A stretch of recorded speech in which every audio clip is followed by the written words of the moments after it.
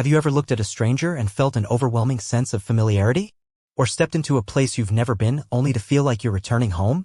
These moments aren't just coincidences, they might be signs that your soul has walked this earth before.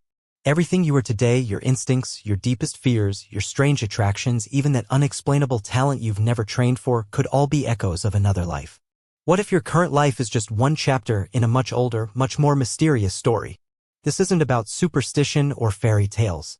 It's about a profound idea that has existed long before modern science, reincarnation, the belief that the soul doesn't begin at birth nor does it end with death. Instead, it continues carrying fragments of memory, emotion, and purpose through lifetimes. And those fragments? They sometimes surface not as memories we can clearly recall, but as signs scattered across our present existence.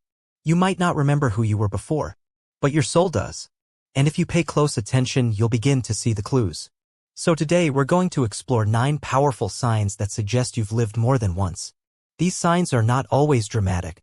Sometimes they're subtle, deeply emotional, and quietly persistent. But once you see them, they're impossible to ignore. Sign 1. Intense and frequent déjà vu. We've all felt it. That strange sensation when everything around you, the light, the sounds, the smell in the air feels too familiar. You swear you've lived this exact moment before, even though it's logically impossible.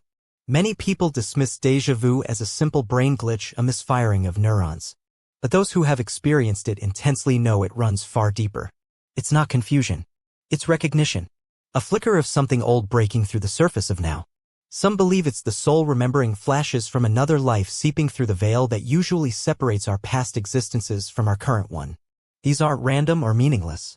They're breadcrumbs left behind by your previous journeys calling you to remember. One woman shared a remarkable story. She traveled to a village she had never seen before. As she walked its narrow streets, she was struck by an overwhelming familiarity. She instinctively knew which alley led where, which corner turned to a square. She felt it in her body, not her mind. Then, standing in front of a small plaza, tears welled up in her eyes. Not from sadness or joy, but longing. Later, she described a fountain she was sure had once stood in the square, even though there was no trace of it. Local archives confirmed the fountain had existed there centuries ago. This wasn't a random feeling. It was memory. Not of the mind, but of the soul. Sign 2. Instant connections with people. Some people enter our lives slowly. They grow on us over time. But others, the moment you meet them, it's as if you're remembering, not discovering. Have you ever looked at someone and felt an immediate connection you couldn't explain? No awkward introductions. No getting to know you stage. Just instant understanding, comfort, even love.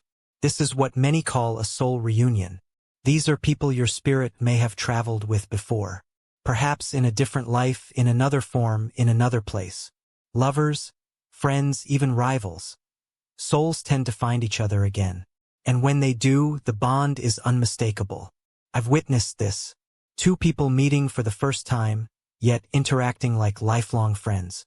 They finished each other's sentences, shared the same odd memories, even laughed at the same unspoken jokes. It wasn't just chemistry, it was history. Ancient, invisible history playing out in the present. And this isn't limited to people. Places can stir that same reaction. A city, a landscape, a temple ruin. Stepping foot in it can feel like stepping back into yourself. As if your feet already know the ground and your heart knows the rhythm of the air. That's not nostalgia. That's the soul recognizing its old home. Sign 3. Unexplainable talents and wisdom. You've seen it. A child sits at a piano and plays flawlessly without ever having taken a lesson. Or someone picks up a new language with impossible ease. Others possess natural leadership or deep emotional intelligence well beyond their years. We call these gifts. But what if they're more than that? What if they're memories of mastery?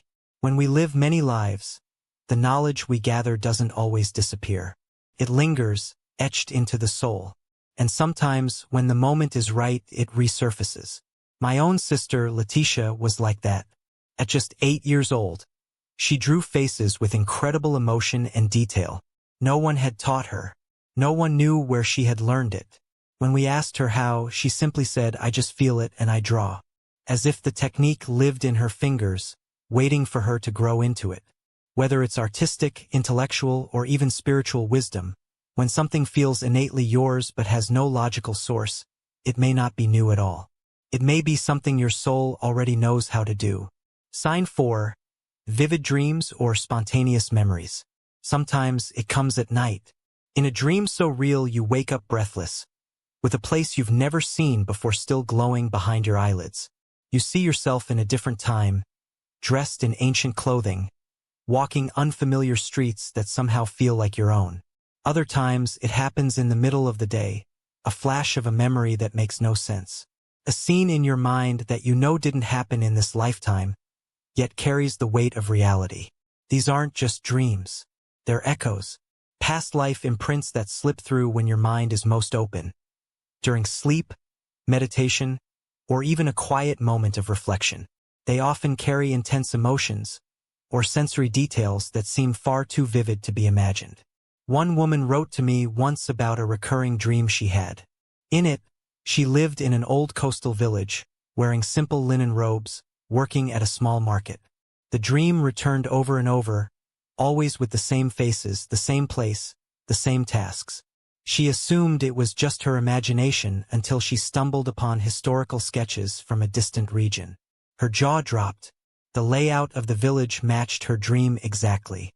The clothing, the symbols on the walls, it all aligned. This wasn't fantasy. It was memory. Her soul, speaking through symbols and visions, was remembering a life it had once lived. Sign 5. Deep, unexplained fears. You've never had a traumatic experience with water. Yet the idea of swimming terrifies you. You've never fallen from a height, but your knees shake at the edge of a balcony. You've never been trapped, but tight spaces send you into panic. Where do these fears come from? When a phobia has no basis in this life, no memory, no trigger, it may be residue from a past trauma. The soul remembers where the conscious mind does not. This is not superstition. It's protection. These fears are survival instincts shaped by another life's end. The soul is cautious, even when the mind is unaware. And until that fear is understood and addressed, it often returns lifetime after lifetime. The good news is that once we recognize where these patterns come from, we can begin to heal them. Fear loses its grip when met with awareness. By facing it with compassion, we honor the memory while releasing the hold it has on our present. Sign 6.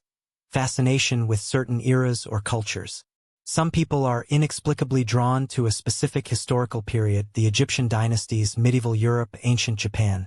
It's not just interest. It's a visceral pull, a yearning, as if part of you belongs there. Maybe you found yourself collecting items from a specific time, learning the language, or crying during films set in that era. This isn't just curiosity. It's recognition. The soul stores emotional memory. And when it finds resonance in art, in architecture, in stories, it responds. That fascination might be your soul's way of saying, we were there. We remember. Sign 7. The feeling of being an old soul. Have you ever felt older than your age? As if you've seen more, felt more, understood more than those around you? You're not jaded, you're just deep. While others chase trends or distraction, you find comfort in silence, depth, and meaning. This is the hallmark of an old soul. Old souls have lived through many cycles. They've learned through loss, love, rebirth, and death. And in this life, that wisdom shows up early, as calmness, as insight, as a kind of stillness in a world of noise. Old souls often attract others who need healing. People confide in them, lean on them, ask for guidance. And even though they didn't ask for the role, they play it with grace because the soul remembers how. Sign 8. Recurring life patterns. You find yourself stuck in the same emotional loops. Different faces, same heartbreak. Different jobs, same frustration. Different decisions, same outcome. These aren't just bad habits. They're spiritual messages. Patterns repeat when lessons haven't been learned. And many of these patterns didn't start in this lifetime. They're unresolved stories carried from one life to the next. Cycles that want closure. The soul brings these challenges back, not to punish, but to heal and evolve.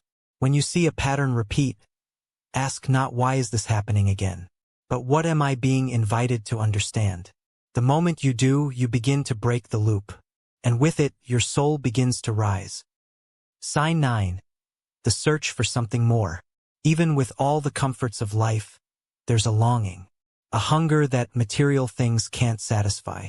You may have friends, a career, achievements, and still feel something is missing. This is not depression. It's not restlessness. It's the soul remembering that life is more than what we see.